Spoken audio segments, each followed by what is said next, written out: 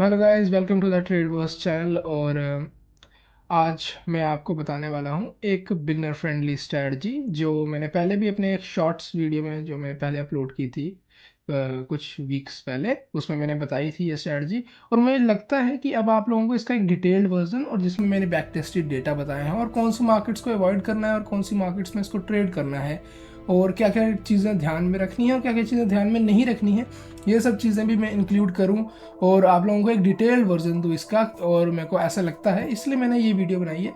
इस वीडियो में हम फुल डिटेल जानेंगे कि मैं इस स्ट्रैटेजी को क्यों पसंद करता हूँ, किन चीज़ों का ध्यान नहीं रखना है इस स्ट्रैटेजी में, सॉरी किन चीज़ों को अवॉइड करना है स्ट्रैटेजी में, किन चीज़ों को बहुत ज़्यादा ध्यान रखना है।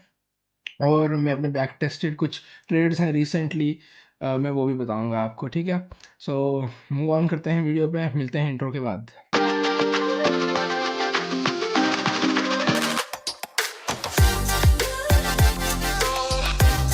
तो दोस्तों, मैं अपनी कंप्यूटर स्क्रीन पे आ चुका हूं और अब हम बात करेंगे, इसी में मैं आपको डिस्कस करूंगा। मैंने वैसे जो शॉर्ट्स जो देख कर आए हैं वो इस पार्ट को स्किप कर सकते हैं, लेकिन जिन्होंने शॉर्ट वीडियो नहीं देखी है वो इस पार्ट पे बने रहें और फोकस करें। मैं आपको पूरे बेसिक्स बताने वाला हूँ स्ट्रेटजी के क्या करने वाले हैं। तो जैसा कि आप देख सकते हैं मैंने पहले ही लिखा है one of the best trading strategy for the beginners. जब मैं बिगनिंग में ट्रेडिंग करता था तो मैंने तो वैसे सब शुरू करते हैं, मेरे हिसाब से सबको इंडिकेटर्स ज़्यादा पसंद आते हैं। मैंने भी इंडिकेटर्स से ही ट्रेडिंग शुरू की थी। उसके बाद लॉस करने के बाद मुझे ये स्ट्रैटेजी पता चली कि सपोर्ट रेजिस्टेंस लिक्विडिटी स्वीप भी एक स्ट्रैटेजी होती है। एंड देन मैंने जब इसको अप्लाई किया, ब्यूटीफुली वर्क की। और अगर आपको इस स्ट्रैटेजी का खुद भी जानना है कि क्या ये सही में रियल मार्केट में वर्क करती है, तो आप हमारे क्रिप्टो मार्केट एनालिसिस जो हम अपलोड करते हैं अपने चैनल पे, वो आप जाके देखिए उसमें कितना अच्छा वर्क किया। सोलाना, इथेरियम, बिटकॉइन, हर किसी में ये स्ट्रैटेजी बहुत अच्छी तरीके से वर्क करती है। लेकिन ज़्यादा बात नहीं करते हैं इस चीज़ के ऊपर, वापस बढ़ जाते हैं अपने टॉपिक के ऊपर। ये क्या है? Support and resistance liquidity SVEEP.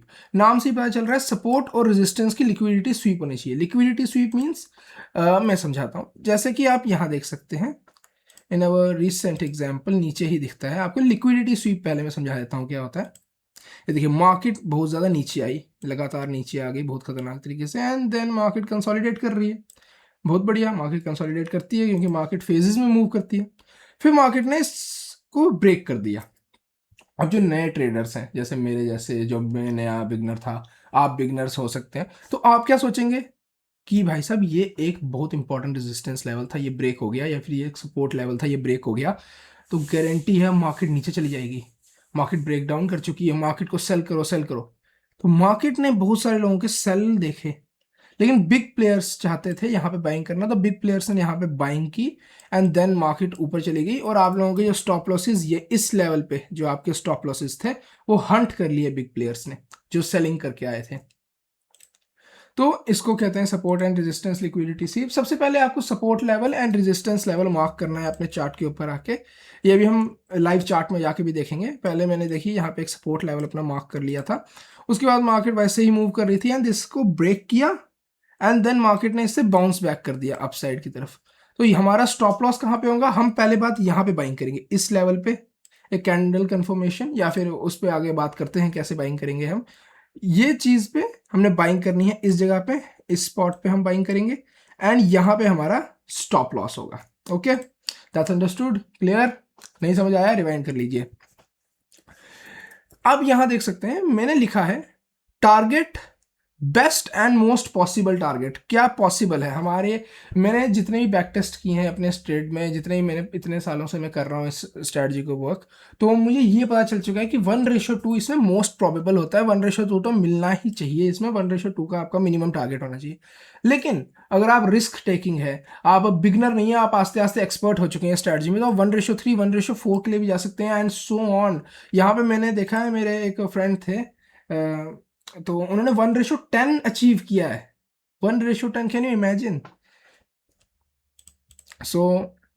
लेकिन इसमें एक चीज याद रखनी है, 50% जो आपका प्रॉफिट है वो बुक होना चाहिए एट 1:1 लेवल, क्योंकि अभी आप बिगनर हैं, आप इस स्ट्रैटेजी को समझ रहे हैं, तो आपको कम से कम रिस्क लेना है, क्योंकि आपको पहले अपना कैपिटल प्रोटेक्ट करके चलना है। ओके, सो लेट्स गो, बात करते हैं यहाँ पे।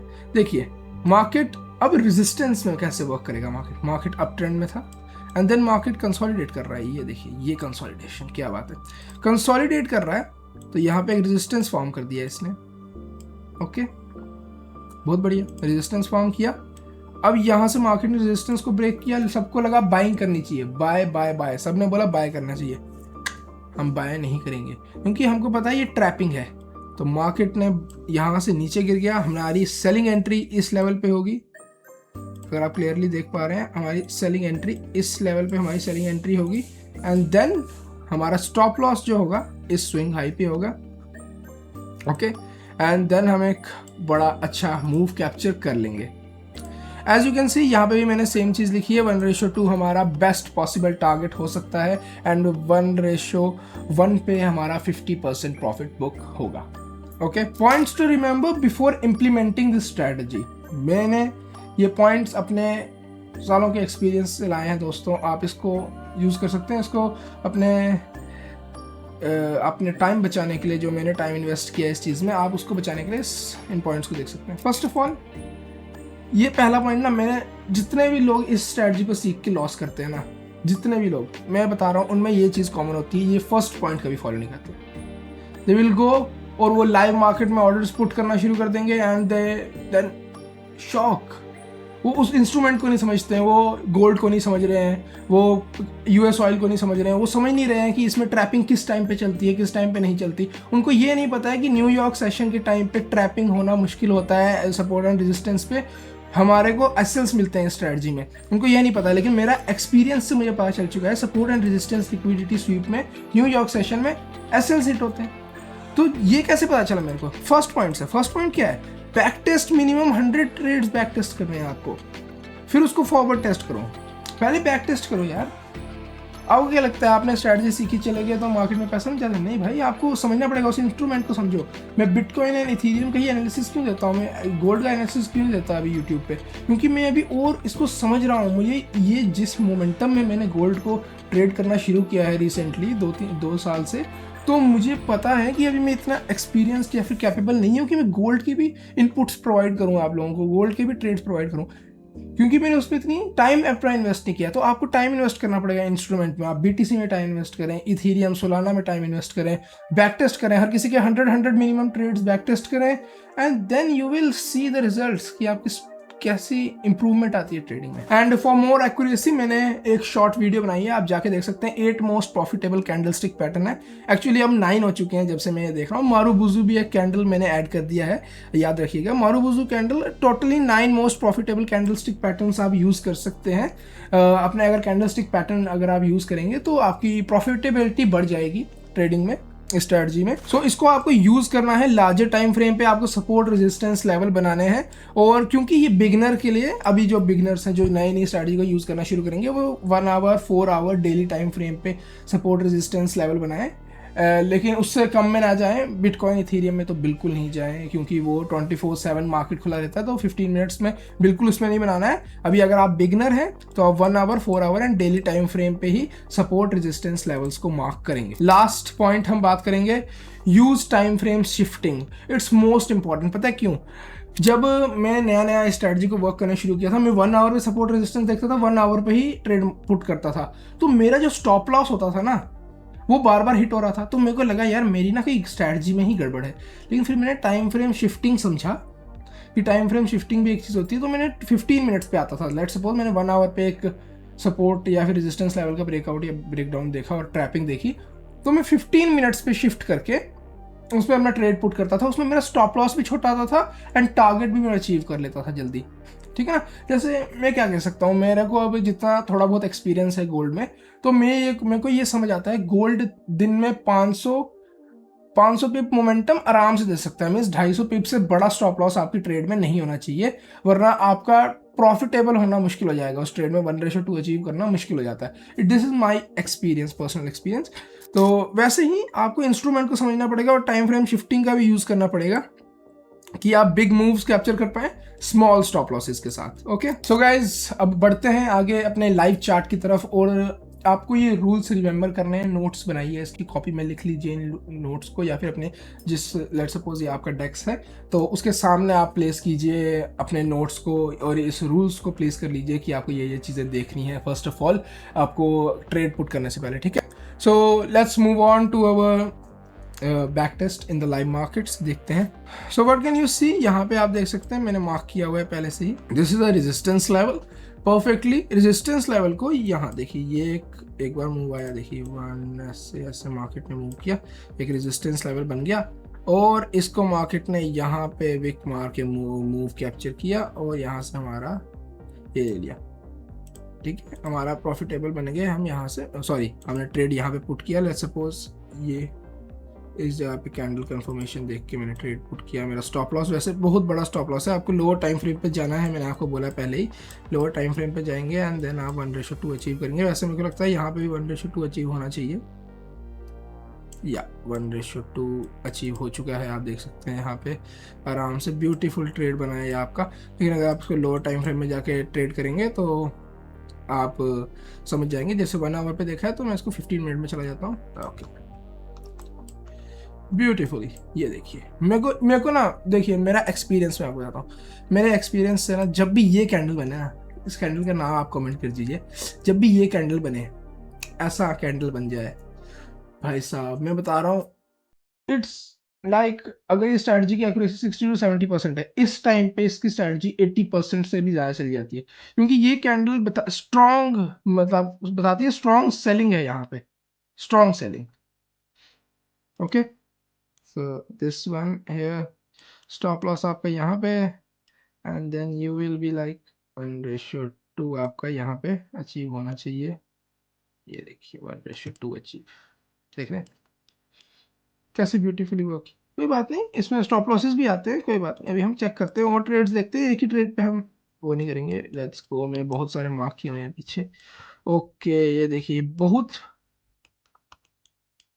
फर्स्ट ऑफ ऑल ये देखिए ये कितना बड़ा पुराना सपोर्ट है, ये एक सपोर्ट है यहाँ से आ रहा है, विल गो ऑन हियर। मैं यहाँ पे क्या देख पा रहा हूँ, ओके इस सपोर्ट की लिक्विडिटी ली गई है, यहाँ पे ले ली गई है, यहाँ पुट करूँगा स्टॉप लॉस बिलो दिस। अब आप सोच रहे होंगे स्टॉप लॉस हिट हो गया, नो, कभी भी stop loss candle closing base पे एक्सेप्ट करना है आपको, क्योंकि ये एक हायर लिक्विडिटी जोन्स होते हैं, लिक्विडिटी जोन्स पे आपको स्टॉप लॉस जो होता है आपको कैंडल क्लोजिंग बेस पे लेना होता है।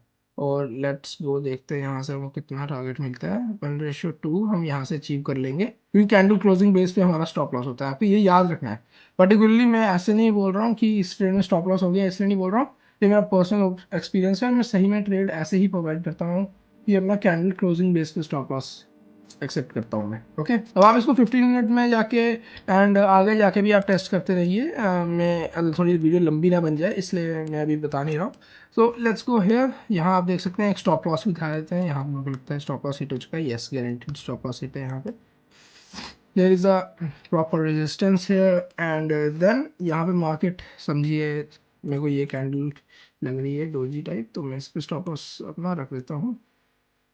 ये 1:2 चाहते थे, 1:2 नहीं मिला। वैसे इतना बड़ा हमारा एसएल आएगा नहीं, क्योंकि हम लोअर टाइम फ्रेम पे हम ट्रेड करेंगे तो इतना बड़ा हमारा एसएल नहीं आएगा, लेकिन फिर भी हम बता रहा हूँ कि यहाँ पे स्टॉप लॉसेस भी हमारे हिट हो सकते हैं, ठीक है ना। Then you can see this another trade, ये एक रेजिस्टेंस लेवल है यहाँ पे। मैं बता रहा हूँ जितना ज़्यादा कंसोलिडेशन यहाँ पे होगा ना, जितना ज़्यादा कंसोलिडेशन उतना परफेक्ट आपको ट्रेड मिलेगा, ओके। लेट्स गो, यहाँ पे आप देख सकते हैं, समझिए ये वीक मारी, मेरे को ये कैंडल अच्छी लग रही है, ये वाली कैंडल पे मैंने शॉर्टिंग कर दी फिर से एंड मेरा स्टॉप लॉस या तो ये या तो मैं ये रख सकता हूँ, मेरे को लगता है स्विंग यहाँ पर ही होगा, लोअर टाइम फ्रेम पे स्विंग्स यहाँ पे होंगे एंड देन 1:2 अचीव करना है हमको, पहले 1:1 पे तो हमारा टारगेट बुक होना चाहिए। सो 1:2 अचीव नहीं हुआ, 1:1 पे मीन्स लोअर टाइम फ्रेम पे जाके 1:2 अचीव हो चुका है। अगर मैं लोअर टाइम फ्रेम पे चलूँ, ओके यहाँ देख सकते हैं ये रेजिस्टेंस था हमारा वही वाला, यहाँ पे हमारा ये कैंडल परफेक्टली बनी है, इस पे हम शॉर्ट कर देंगे इन्वर्टेड हैमर ही है ये भी। ये स्टॉप लॉस आ गया इसके ऊपर एंड लेट्स गो फॉर 1:2 होना तो चाहिए अचीव। हाँ 1:2 अचीव नहीं हुआ, तो हमने 1:1 मीन्स नेट टू नेट हम इस ट्रेड में क्लोज हो चुके हैं। कोई हमारा ना प्रॉफिट हुआ ना लॉस हुआ। तो आप देख सकते हैं हमारे बैक टेस्टेड ट्रेड्स बहुत अच्छे चल रहे हैं। मीन्स हम देख पा रहे हैं कि हमारे ट्रेड में परफेक्टली वर्क कर रहे हैं। एक और ट्रेड देख लेते हैं। लेट्स सपोज ये हमारा एक सपोर्ट था यहाँ पे बड़े टाइम फ्रेम का, एंड यहाँ देख सकते हैं इसको ब्रेक किया, सबने सोचा सेलिंग हो जाएगी, then perfectly move move move move. तो यहाँ कहीं अगर एक अच्छी कैंडल मिले मेरे को, तो आई कैन सी है कि यही एक कैंडल है, क्योंकि इसके बाहर निकलेगा तभी हम ट्रेड ले पाएंगे। तो अगर मुझे ये ट्रेड लेना पड़े, बहुत बड़ा स्टॉप लॉस नहीं रखूंगा इस बार, मैं कैंडल का ही स्टॉप लॉस रख लेता हूँ अपने, ठीक है। And then 1:2 achieved, 1:2 achieved beautifully. तो दोस्तों आप देख सकते हैं कैसे ये ट्रेड वर्क कर रहे हैं। हमारे स्टॉप लॉसेस भी आ रहे हैं, हम नेट टू नेट भी क्लोज कर रहे हैं, हम प्रॉफिटेबल भी हैं। लेकिन आप समझिए कितनी इजीली एग्जीक्यूट की जाती है। बस इसमें करना क्या है आपको, मेरा यही रिक्वेस्ट है कि आप बैक टेस्ट करें, मिनिमम 100 ट्रेड्स बैक टेस्ट करें, अपना रिजल्ट देखिए, आप पेशेंस कैसा है आपके अंदर, इसके आप कैसे वर्क कर पा रहे हैं, इसके अंदर सही तरीके से काम कर पा रहे हैं नहीं, क्या ये आपके साथ कंफर्टेबल है स्ट्रैटेजी की नहीं। मैं बताता हूँ अब ये स्ट्रैटेजी किन लोगों को यूज करनी चाहिए, किन लोगों को नहीं करनी चाहिए। Guys this is a general opinion कि किन को यूज करनी चाहिए, किन को नहीं करनी चाहिए, क्योंकि ये डिपेंड करता है आप कौन है अलग अलग सिचुएशंस में। लेकिन मैं एक जनरल ओपिनियन बताता हूँ। तो इस स्ट्रैटेजी का ड्रॉबैक ये है कि इसके ना कुछ जो बेस्ट ट्रेड्स होते हैं वो रात को 12 बजे या फिर दोपहर को मिड 2-3 बजे के टाइम पे मिलते हैं। सो जो लोग ऑफिस गोइंग है, उनको कल ऑफिस भी जाना है, तो रात को 12 बजे तक तो उठे रह नहीं सकते ट्रेड लेने के लिए। तो जो लोग ऑफिस में सही में जा रहे हैं वो लोग 2 बजे तो चार्ट खोल के बैठेंगे नहीं कि देखना है। तो सपोर्ट रेजिस्टेंस लिक्विडिटी स्वीप जो जॉब करते हैं, जो लोग जो एक्टिवली मार्केट को ट्रेड नहीं कर पाते उन लोगों के लिए नहीं है। लेकिन जो एक्टिवली मार्केट को ट्रेड नहीं कर पाते उनके लिए मेरे पास एक सोल्यूशन है कि वो डेली टाइम फ्रेम या फिर 4 आवर टाइम फ्रेम पे ज़्यादा फोकस करें और अलर्ट्स पुट करके रखें कि जब भी उसका स्वीप हो तो आपको पता चल जाए, है ना। ये एक मेरा पर्सनल ओपिनियन है इस चीज़ के ऊपर। और जैसा कि आप देख सकते हैं इसमें जो है, इसके लिए उन लोगों को मैं बोलूँगा जो इस स्ट्रैटेजी के लिए कभी हाथ ना लगाएं इसको, जो बैक टेस्टिंग नहीं करना चाहते, जो किसी पर्टिकुलर इंस्ट्रूमेंट का एक्सपीरियंस नहीं लेना चाहते। जैसे मुझे बीटीसी में इस चीज़ में बहुत एक्सपीरियंस हो चुका है, मैं नहीं मानता कि मैं अभी भी बेस्ट बन चुका हूँ। मेरे से ही बहुत अच्छे अच्छे लोग होंगे जो इस स्ट्रैटेजी में अच्छे होंगे, लेकिन मेरे को कुछ तो एक्सपीरियंस मिला होगा इतने सालों में, जिससे मैं आज ये स्ट्रैटेजी को अपने तरीके से अप्लाई कर पा रहा हूँ। तो वैसे ही आपको भी बैक टेस्ट करना है, then you can also make your own version. इसी को थोड़ा सा और ट्विस्ट करें और इसको कस्टमाइज करके अपने तरीके से यूज़ करें, ठीक है। तो guys before concluding the video मैं ये बताना चाहता था कि मैंने ये पार्ट स्किप कर दिया था बताना वीडियो के अंदर कि कौन सी मार्केट्स को ट्रेड करना है और कौन सी मार्केट्स को ट्रेड नहीं करना है। तो मैं बताना चाहता हूँ, मैंने पास्ट 1-1.5 साल से देख रहा हूँ इंडियन मार्केट्स में वो बात अब नहीं रही है कि इंडियन मार्केट सपोर्ट कर सके हमारी स्ट्रैटेजी को। और ऊपर से इंडियन मार्केट्स में हम शॉर्टिंग भी ज़्यादा देर तक नहीं करके रख सकते हैं, या फिर अगर डेली टाइम फ्रेम 4 आवर या फिर आवरली टाइम फ्रेम पे आप support resistance liquidity SVEEP use करेंगे इंडियन मार्केट्स में, तो आपको एक लॉन्गर टाइम के लिए शॉर्टिंग करनी पड़ेगी और उसके लिए आपको ऑप्शंस में जाना पड़ेगा और वो हाईली रिस्की हो जाएगा इंडियन मार्केट्स के अंदर। सो मैं प्रेफर नहीं करूँगा कि अभी आप में से किसी भी बिगनर को इंडियन मार्केट्स में ट्रेड करना चाहिए। आप बीटीसी में ट्रेड कीजिए, आप गोल्ड में ट्रेड कीजिए, गोल्ड तो वैसे भी और रिस्की है, आप बीटीसी एंड इथेरियम में ट्रेड कीजिए, वो रेगुलेटेड भी है। तो यही मेरा सुझाव है आपको। वैसे आप करना चाहें तो आप कर सकते हैं, क्योंकि इंडियन मार्केट्स में हम बाइंग ट्रेड ले सकते हैं for the longer term, and stocks में एक्चुअली डेली टाइम फ्रेम पे मैंने इसकी बैक टेस्टिंग करके देखी है, लिक्विडिटी स्वीप वर्क नहीं करता है डेली टाइम फ्रेम पे ज़्यादातर। तो फिर भी आप अगर चाहें तो आप ट्रेड कर सकते हैं, आपकी मर्ज़ी है, आपका कैपिटल है। और लेकिन मेरा सुझाव यही रहेगा कि आप crypto markets and forex market में ट्रेड करें, वो ज़्यादा अच्छी जगह है इन स्ट्रैटेजीज़ के लिए। सो बढ़ते हैं फिर कंक्लूजन पे। सो अगर आपको वीडियो पसंद आई हो और मेरी स्ट्रैटेजी की आपको मैंने जो एक्सप्लेनेशन दिया है अगर ये पसंद आया तो आप वीडियो को लाइक कर सकते हैं, हमारे चैनल को सब्सक्राइब कर सकते हैं। मैं और अच्छी अच्छी स्ट्रैटेजीज लाता रहूँगा, लेकिन स्ट्रैटेजीज में थोड़ा टाइम लेके ही आऊँगा क्योंकि मुझे लगता है लोग जल्दी जल्दी स्ट्रैटेजीज पे स्किप करते हैं और नई नई स्ट्रैटेजीज ढूंढते रहते हैं। तो इसलिए मैं चाहता हूँ कि आप लोग एक ही पर्टिकुलर स्ट्रैटेजी पे ज़्यादा फोकस करें और एक ही में बेस्ट होएं। तो थैंक्स फॉर वॉचिंग। जय हिंद, जय भारत, बाय बाय।